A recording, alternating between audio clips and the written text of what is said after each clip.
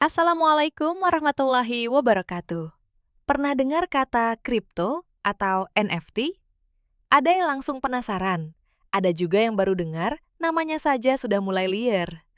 Tenang, dalam video ini kita tidak akan memakai bahasa yang ribet. Kita akan belajar Stakefolio NFT memakai contoh yang dekat dengan kehidupan sehari-hari. Tidak perlu buru-buru membeli. Tujuan kita sederhana, pahami dulu, baru memutuskan. Sebelum membahas produknya, kita kenalan dulu dengan dua istilah.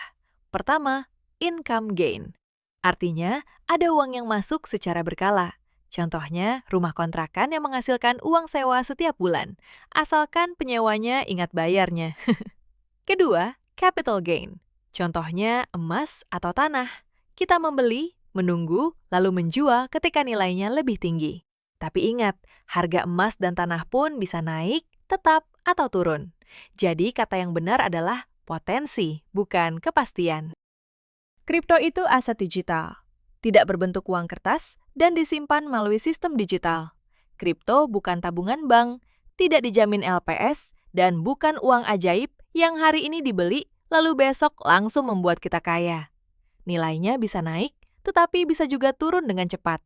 Misalnya Rp100.000 bisa menjadi Rp110.000, tapi bisa juga turun menjadi Rp90.000. Jadi kalau ada yang berkata, tenang, pasti untung. Justru kita harus mulai waspada.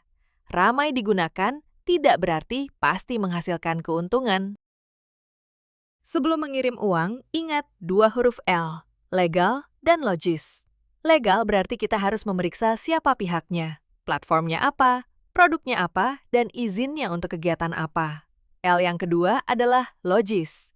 Kalau ada yang menawarkan keuntungan besar, cepat, pasti, dan tanpa risiko, ulah kaburu kagoda. Berhenti dulu. Testimoni WhatsApp dan foto saldo orang lain bukan bukti bahwa kita akan mendapatkan hasil yang sama. Di sini ditampilkan identitas Reveille International yang berkantor pusat di Singapura dan PT Enriches Academy Indonesia sebagai perwakilan Reveille di Indonesia. Nama badan hukum, alamat, kontak, serta nomor pendaftarannya harus dapat diperiksa. Namun perlu dipahami, tercatat dalam suatu sistem bukan berarti semua produk otomatis dijamin pemerintah. Izin harus sesuai dengan kegiatan dan produk yang ditawarkan. Jadi, jangan hanya melihat namanya, periksa juga dokumennya. Sekarang bayangkan, Stakefolio NFT seperti satu keranjang yang berisi beberapa barang. Di dalamnya ada aset A, B, C, dan D. Setelah waktu berjalan, ada aset yang naik, ada yang turun, dan ada yang nilainya tetap. Maka nilai keranjangnya ikut berubah mengikuti nilai seluruh isinya. Sederhana kan? Terus cara bergabung ke Reveille bagaimana? Sederhananya ada 4 langkah. Pertama, membeli menggunakan uang dingin, bukan uang dapur, modal dagang, atau dana darurat. Kedua, portofolio dikelola berdasarkan strategi dan kondisi pasar. Ketiga, nilainya dinilai dan dilaporkan setiap bulan. Nilainya bisa naik ataupun turun. Keempat, kalau ingin menjual, ada proses, waktu, pihak, dan biaya yang harus dipahami. Jadi bukan sekedar tekan tombol, lalu uang langsung muncul. Ini bukan beli gorengan. Bayar, bungkus, langsung dibawa pulang. Profesional membantu menganalisis. Pengelola profesional bertugas meneliti, memilih, membagi, dan memantau aset. Tujuannya agar keputusan lebih terukur dan tidak asal pilih. Tetapi profesional bukan dukun yang bisa mengetahui harga besok. Pedagang cabai juga paling paham. Harga pagi dan sore saja bisa berbeda. Begitu pula pasar aset digital. Pengalaman membantu membuat analisis lebih baik, tetapi tidak bisa menjamin keuntungan. Kenali pengelola dan kondisi kita. Kita perlu mengenal siapa yang mengelola dan apa pengalamannya. Tetapi yang tidak kalah penting adalah memeriksa kondisi kita sendiri. Produk ini dapat dipertimbangkan jika memakai uang dingin, siap belajar, memahami risiko, dan nyaman menunggu. Sebaiknya ditunda jika uangnya berasal dari uang makan, sekolah, cicilan, biaya berobat, modal usaha, atau utang. Bagus bagi orang lain, belum tentu cocok untuk kita. Dari keranjang dagangan ke portofolio. Ibarat pedagang di pasar, ia tidak asal memasukkan semua barang ke dalam satu keranjang. Barang dipilih, dibagi ke beberapa keranjang, lalu harganya terus dipantau. Dalam portofolio aset digital, prinsipnya mirip. Aset diteliti, dibagi ke dalam portofolio, kemudian nilainya dipantau. Bedanya, aset digital tidak bisa kita pegang seperti cabai atau tomat. Walaupun dikelola menggunakan analisis, nilainya tetap bisa naik atau turun. Sekarang kita gunakan contoh Rp200.000. Ini hanya latihan, bukan prediksi hasil. Kalau naik 10%, nilainya menjadi Rp220.000. Kalau tetap, nilainya masih Rp200.000. Kalau turun 10%, nilainya menjadi Rp180.000. Sebelum memakai uang tersebut, tanyakan, kalau nilainya turun, apakah uang makan, modal usaha, dan dana darurat tetap aman? Jangan sampai grafiknya turun, tetapi tekanan darah di rumah malah naik. Kalau kebutuhan rumah terganggu, berarti uang tersebut belum pantas digunakan. Alur membeli NFT dan mulai dikelola.